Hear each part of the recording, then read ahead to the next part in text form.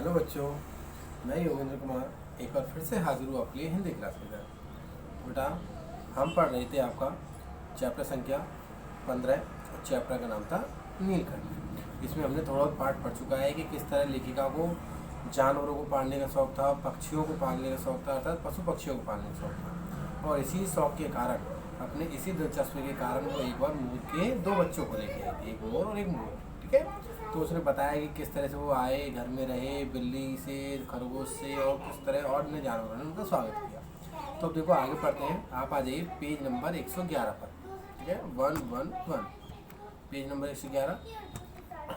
ठीक है, ऊपर की लाइन से मैं पढ़ाना शुरू करता हूँ, ध्यान से देखिएगा। नीलाभ, नीलाभ कहते हैं नीली। नीलाभ ग्रीवा के कारण मोर का नाम रखा गया नीलकंठ, और उसकी छाया के समान रहने के कारण मोरनी का नामकरण हुआ राधा। अर्थात मोर और मोरनी का नाम रख दिया उन्होंने। क्या रख दिया? मोर का नाम तो नीलकंठ रख दिया और मोरनी का नाम रख दिया राधा। मुझे स्वयं ज्ञात नहीं कि कब नीलकंठ ने अपने आप को चिड़ियाघर के निवासी जीव जंतुओं का सेनापति और संरक्षक नियुक्त कर दिया। संरक्षक होता है जो सबकी देखभाल करता है।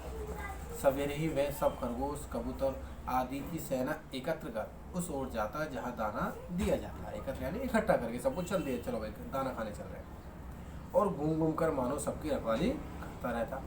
किसी ने कुछ गड़बड़ की, वह अपने तीखे चंचू प्रहार से उसे दंड देने दौड़ा। दंड कहते हैं सजा को। तीखे का मतलब एकदम पैने, चंचू प्रहार मतलब चोंच से चोट कर। अगर कोई शैतानी करता या गड़बड़ करता तो अपनी पैनी चोंच से उसे सजा दे देता था। खरगोश के छोटे बच्चों को वह चोंच से उनके कान पकड़कर ऊपर उठा लेता, और जब तक वे आंतक्रंदन ना करने लगे उन्हें अधर में लटका।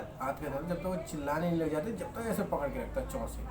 मोर तो बड़ा होता है, खरगोश में तो छोटे छोटे होते हैं। कभी कभी उनकी पैनी चोंच से खरगोश के बच्चों का कर्णभेद संस्कार हो जाता था, पर वे फिर कभी उसे क्रोधित होने का अवसर ना देते। दंड विधान के समान ही उन जीव जंतुओं के प्रति उसका प्रेम भी असाधारण था।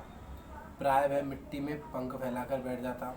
वे सब उसकी लंबी पूंछ और सघन पंखों में छुआ छुअल सा खेल खेलते रहते थे। ऐसी ही किसी स्थिति में एक सांप जाली के भीतर पहुंच गया। वो बता रही है कि ऐसे ही वो खेल रहे थे तो एक बार क्या, वो सांप पहुंच गया। कहाँ पर? जाली के भीतर पहुंच गया। अब क्या होता है, भाई सांप खा जाता है ना खरगोश के बच्चों को, चिड़िया के बच्चों को, ऐसे। तो सांप जाली के भीतर पहुंच गया। सब जीव जंतु भागकर इधर उधर छुप गए।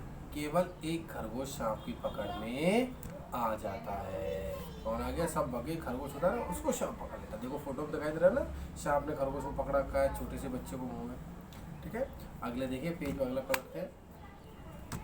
निगलने के प्रयास में सांप ने उसका आधा शरीर, आधा पिछला शरीर तो मुंह में दबाए रखा था, शेष आधा जो बाहर था उसे ची ची का स्वर भी इतना तीव्र नहीं निकल सकता कि किसी को स्पष्ट सुनाई दे सके। नीलकंठ दूर ऊपर झूले में सो रहा था।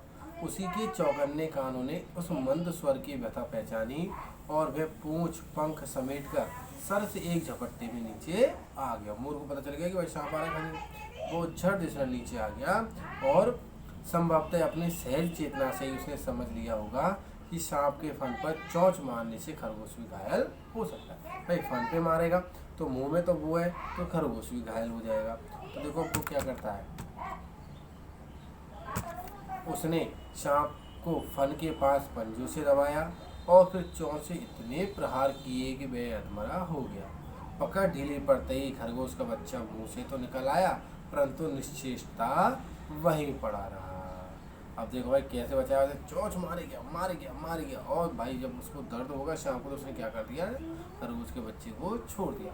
लेकिन खरगोश का बच्चा सांप तो मुँह में गया है, तो अधमरा सा हो गया है वो, है ना, एकदम बेहोश टाइप में, और वहीं पर पड़ा। चलो आज इतना ही, इससे आगे का आपको अगली वीडियो पढ़ाएंगे। तो बेटा पढ़ाई जरूर करते रहें और वीडियो जरूर देखते रहें। ओके बेटा, गुड बाय।